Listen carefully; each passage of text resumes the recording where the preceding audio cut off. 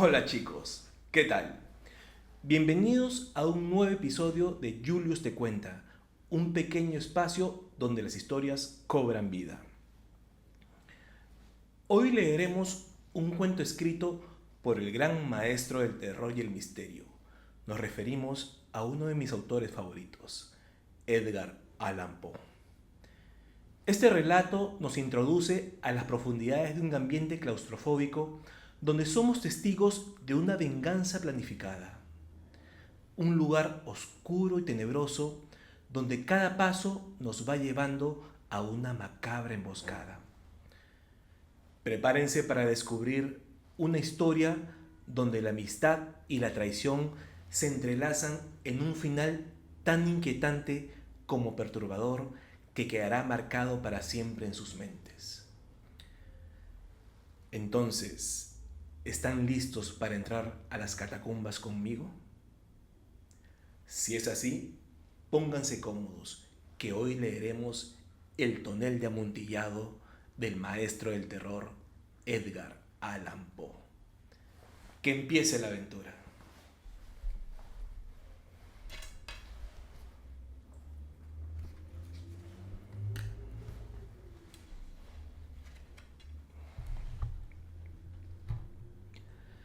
Había soportado las 1000 ofensas de Fortunato lo mejor que pude. Pero cuando me insultó, juré que me vengaría. Usted, que también conoce la naturaleza de mi alma, no pensará, sin embargo, que lo amenacé. Al fin me vengaría. Esto estaba claro, pero la decisión que había tomado excluía la idea de un riesgo. No solo debía castigarlo, sino hacerlo con impunidad.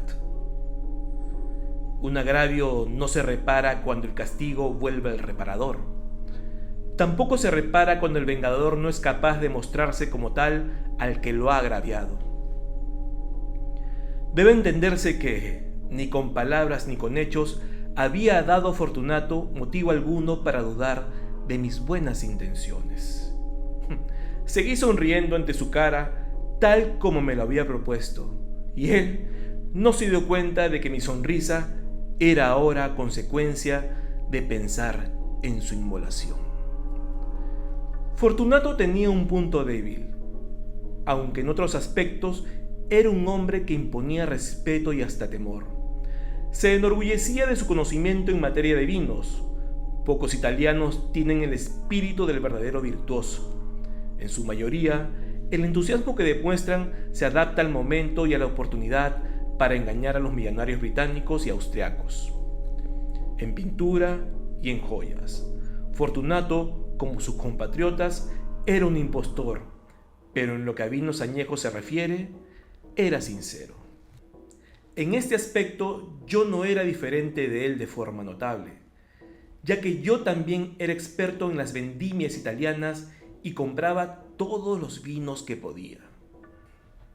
Un atardecer, durante la locura suprema de la semana de carnaval, me encontré con mi amigo. Se acercó a mí con excesiva cordialidad, ya que había estado bebiendo mucho. Vestía disfraz de bufón, llevaba un traje ajustado a rayas y tenía en la cabeza un gorro cónico con cascabeles. Me sentí tan contento de verlo que creía que nunca terminaría de estrecharle la mano. Mi estimado Fortunato, me alegro de encontrarlo. ¡Qué bien lo veo hoy! Acabo de recibir un barril de amontillado y pues tengo mis dudas. ¿Cómo?, me preguntó. ¿Amontillado? ¿Un barril? Imposible. Y en pleno carnaval. Bueno, tengo mis dudas y fui tan tonto que pagué el precio del amontillado sin consultarle a usted. Creí que no lo vería y tenía miedo de perder este negocio. Amontillado. Bueno, y quiero salir de dudas. Amontillado. Como usted está ocupado, voy a ver a Lucchesi. Si alguien tiene sentido crítico, es él. Él me dirá: Lucchesi no puede distinguir un amontillado de un jerez. Y sin embargo, algunos tontos afirman que su gusto coincide con el suyo. Vamos. ¿A dónde? A su bodega. No, amigo, no quiero aprovecharme de su buena voluntad. Veo que tiene usted un compromiso y bueno, Lucchesi. No tengo ningún compromiso. Vamos. No, mi amigo, no se trata del compromiso, sino del resfriado que veo que le afecta. Las bodegas son muy húmedas y están cubiertas de salitre. Vamos, de todos modos, este resfriado no es nada. Amontillado. Lo han engañado. Y en cuanto a Lucchesi, no puede distinguir el jerez del amontillado. Así hablando, Fortunato se apoderó de mi brazo. Se puso una máscara de seda negra y ciñéndome un roquelaire dejé que me llevara rápidamente hasta mi casa. No había sirvientes en casa, se habían escapado para festejar el carnaval. Les había dicho que no volvería hasta la mañana siguiente y les había dado órdenes expresas de no moverse de la casa.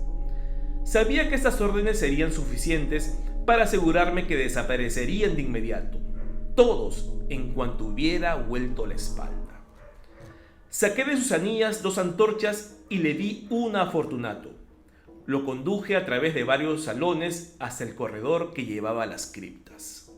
Bajamos una larga escalera de caracol y le pedí que tuviera cuidado al bajar. Llegamos al fondo y nos quedamos juntos sobre el húmedo suelo de las catacumbas de los Montresor. El paso de mi amigo era tambaleante y los cascabeles de su gorro sonaban a medida que iba caminando. El tonel, me dijo, está más adelante, pero tenga cuidado con las blancas telarañas que brillan en las paredes de las cavernas. Se volvió y me miró a los ojos con veladas pupilas que destilaban embriaguez. ¿Salitre? Salitre. ¿Cuánto hace que está acatarrado? Comenzó a toser y no pudo responder durante varios minutos. No es nada, dijo finalmente. Bueno, vamos, mejor volvamos. Su salud es muy importante. Es usted rico, respetado, admirado, adorado.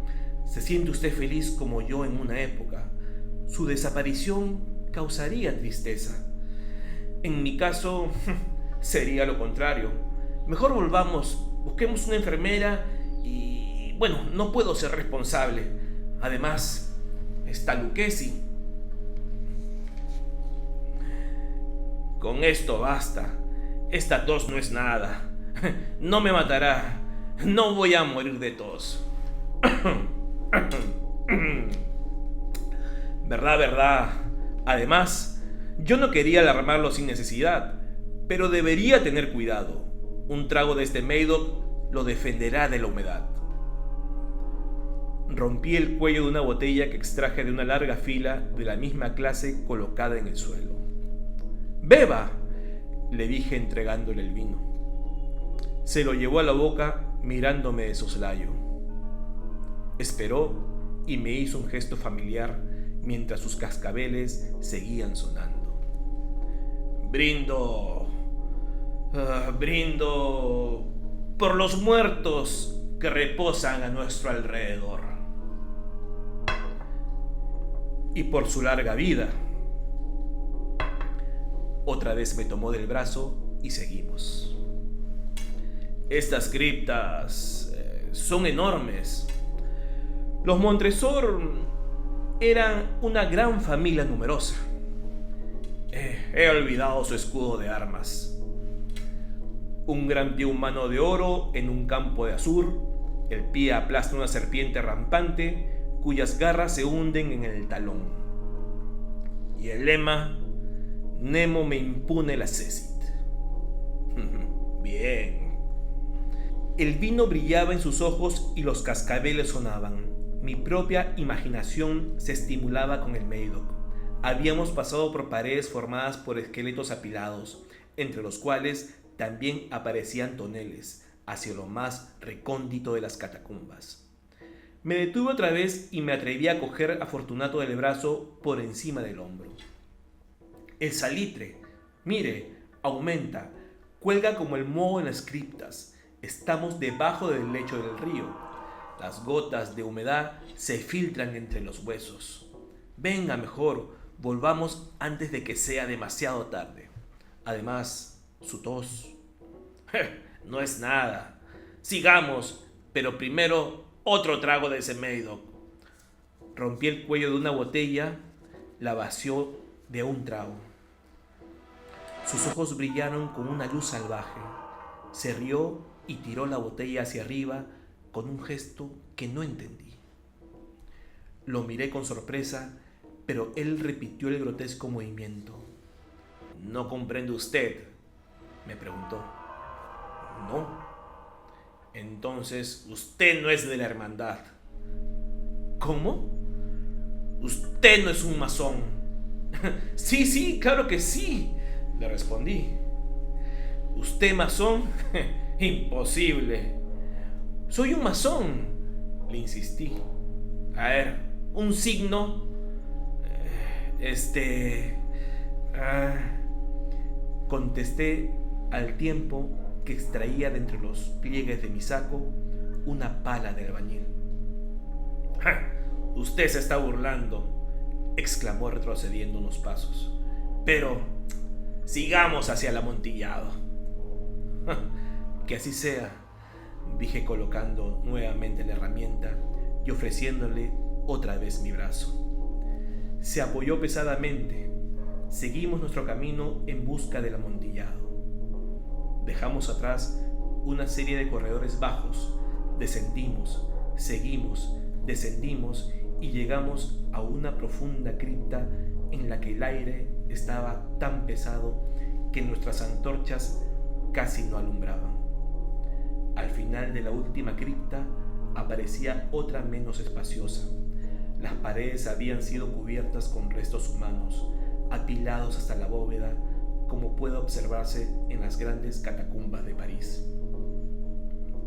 3 paredes de esta cripta interior estaban adornadas de este modo. En la cuarta, los huesos habían sido arrojados y se hallaban desordenados sobre el suelo, formando en un punto un montón bastante grande. Sobre la pared que quedaba así al descubierto, vimos otro nicho interior de 4 pies de profundidad, 3 de ancho y 6 o 7 de altura. Parecía haber sido construido sin un fin específico, sino como intervalo entre 2 colosales columnas que soportaban el techo de las catacumbas y cuya parte posterior era una pared de granito sólido. Fortunato trató en vano de levantar su mortecina antorcha tratando de ver en el fondo del nicho. No podía moverse donde terminaba a causa de la suave luz. Sigamos, ahí dentro está el amontillado. En cuanto a Lucchesi, es un ignorante, interrumpió mi amigo mientras avanzaba tambaleándose al tiempo que yo lo seguía muy de cerca. En un instante había llegado al extremo del nicho y, al ver que una roca le impedía el paso, se quedó como atontado. Un momento más tarde quedaba encadenado al granito. Había una roca con 2 argollas de hierro separadas horizontalmente por una distancia aproximada de 2 pies. De una de ellas colgaba una corta cadena y de la otra un candado. Pasándole la cadena alrededor de la cintura, solo tardé unos segundos en asegurarla. Estaba demasiado atónito como para oponer resistencia. Extraje la llave y salí del nicho. Pase la mano por la pared. No podrá dejar de sentir el salitre. En realidad está muy húmedo. Una vez más, le imploro que volvamos. ¿No? Entonces tengo que dejarlo. Pero primero debo ofrecerle todas las atenciones posibles. ¡El amontillado!, exclamó mi amigo, que no había vuelto en sí de su estupefacción. Es cierto, el amontillado, le respondí. Mientras pronunciaba estas palabras, fui hasta la pila de huesos de la que le hablé antes. Apartándolos, dejé al descubierto una cantidad de bloques de piedra y de mortero. Con estos materiales y mi pala de albañil, comencé con fuerza a cerrar la entrada del nicho.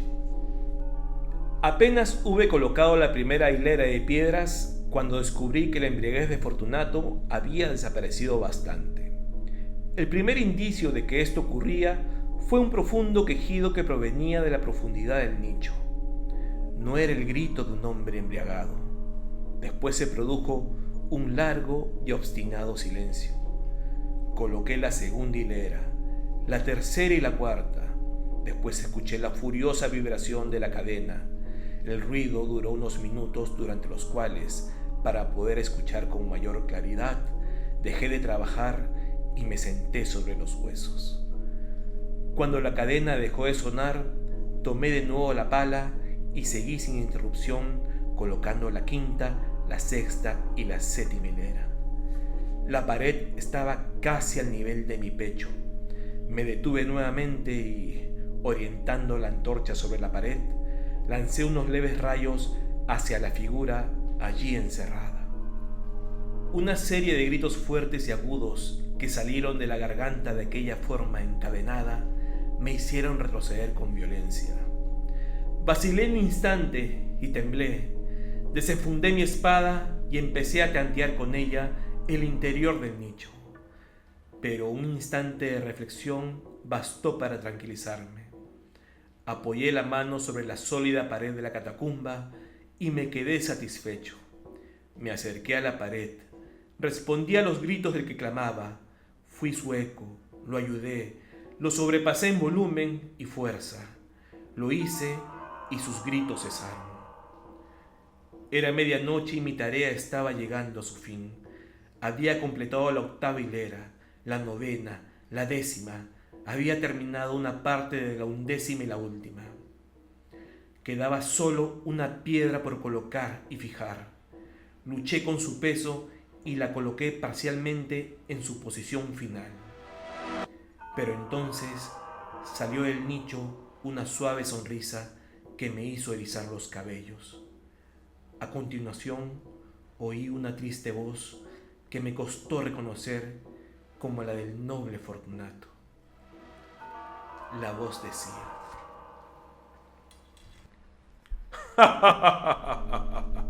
una broma muy buena, una burla excelente.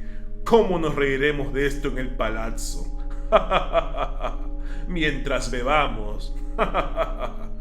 El amontillado, le exclamé.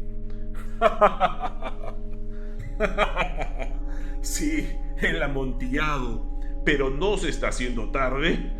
¿No nos estarán esperando en el palazzo la señora Fortunato y el resto? ¡Vámonos! Sí, dije, vámonos. Por el amor de Dios, Montresor. Sí, por el amor de Dios. Pero esperé en vano la respuesta a mis palabras. Me impacienté y llamé en voz alta: ¡Fortunato! No hubo respuesta. ¡Fortunato! Silencio. Pasé una antorcha por la abertura y la dejé caer dentro. Como respuesta, solo escuché el sonido de los cascabeles. Sentí náusea por la humedad de las catacumbas. Me apresuré a terminar mi trabajo. Puse la última piedra y la fijé. Contra la nueva pared volví a alzar la antigua pila de huesos. Durante medio siglo nadie los ha perturbado. In pace requiescat.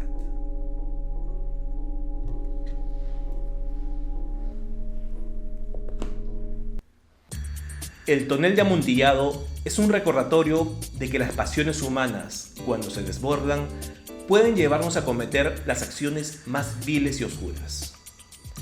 Pero también nos deja un interrogante.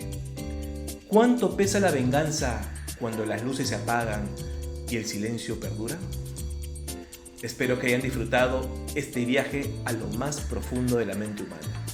Y sobre todo, que este cuento los inspire a seguir explorando la literatura de Edgar Allan Poe. Y así, con el eco de las últimas palabras resonando en las sombrías catacumbas, cerramos este nuevo capítulo de Julius te cuenta. Así que, chicos, no se olviden de activar la campanita, darle like al video y compartir el programa. Nos vemos el próximo viernes con otra gran aventura. Chao.